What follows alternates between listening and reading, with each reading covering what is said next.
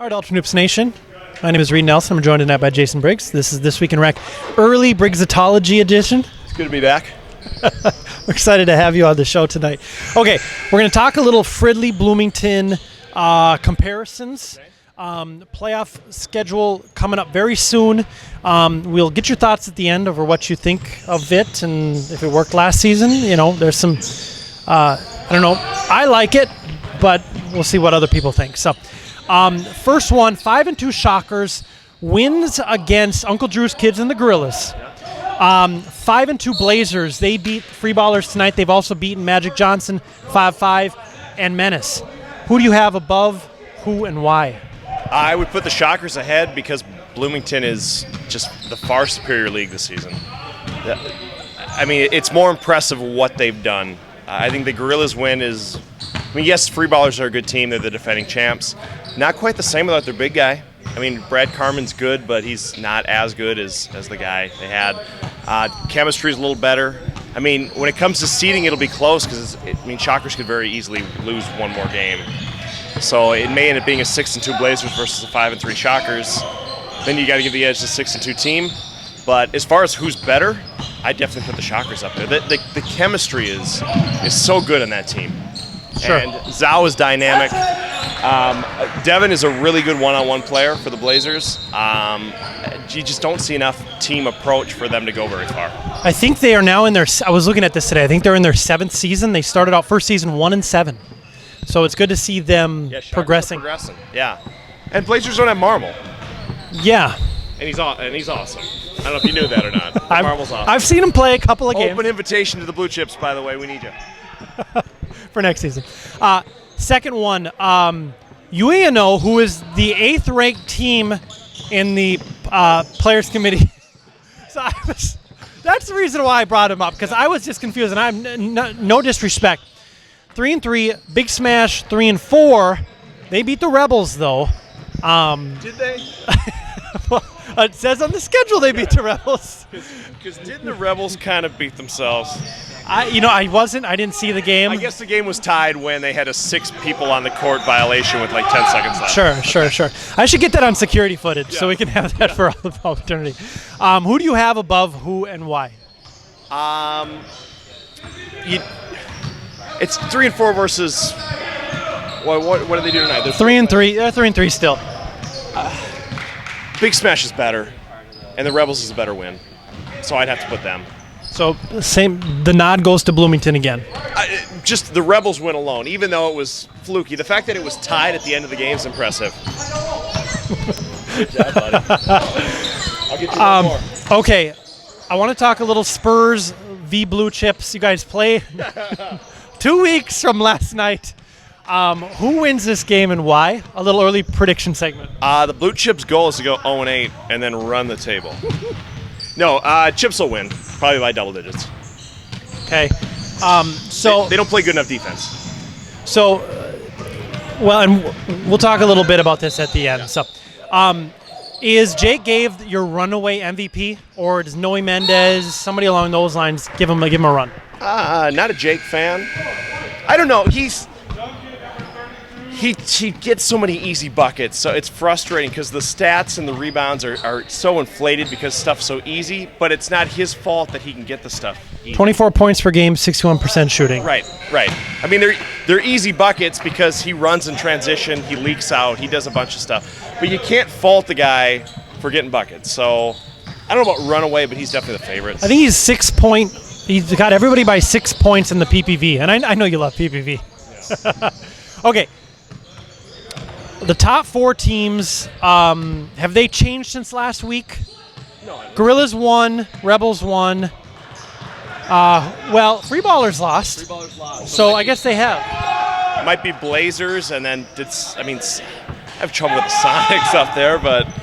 Well, the Sonics just lost as well. Right. Sonics lost in overtime to the Bulls. So there is going to be a lot of changing. Grab my coat.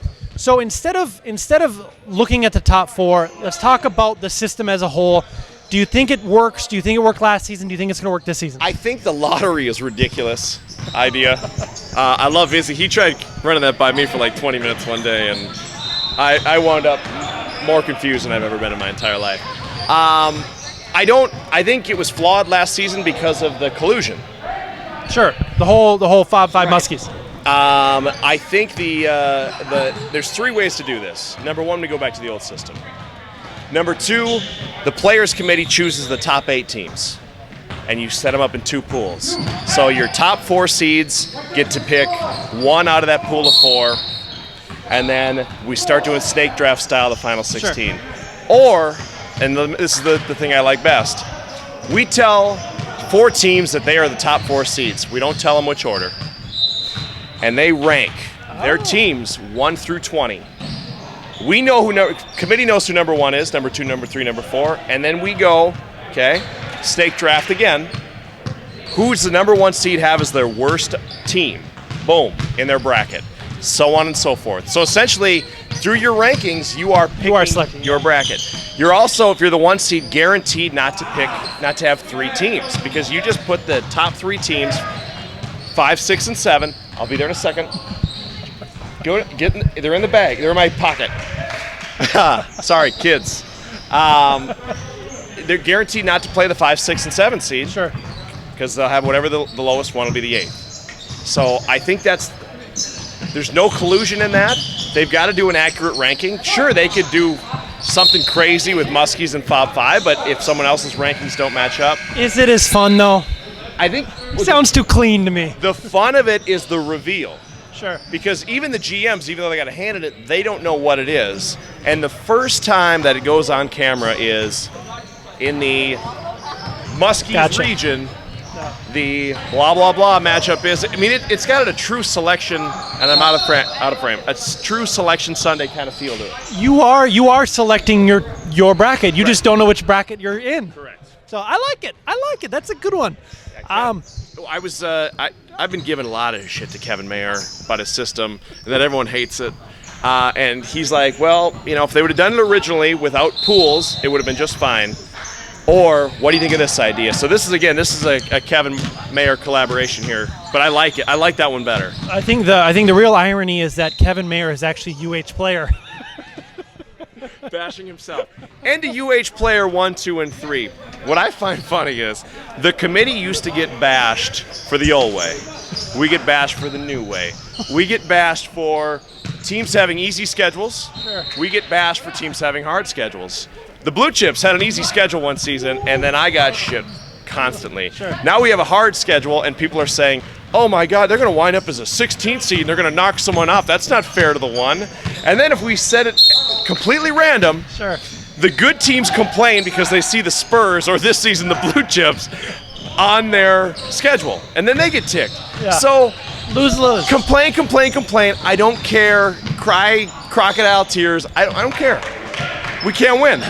Speaking of UH player 1, 2, and 3, what was the Briggs? It was Bob Briggs, and who were some of the others? Bob Briggs was the original, and then other people, including myself, would create other Briggses after that. Oh, it's too much fun. Not that I'd have a conversation with myself as an alias, but. Okay, well, we are completely off next week. No Wednesday night games, thank goodness. Right. That didn't work out too well last year. No Thursday night games. Obviously, have a good good Thanksgiving. And a final shout out: Junius won his last game. Furious comeback and then tried to piss it away. But congrats, Junius. It's been a pleasure. We haven't always gotten along on the court, but off the court and as a teammate, it's been a pleasure. I told him that he needs to sign his jersey and send it to me, and I was going to put it in the rafters. So we'll figure something out for it. Or if I'm sticking with Fob 5, maybe I'll wear it. I'm tired of these UH jerseys. All right, sir. Thank you very much. Appreciate it.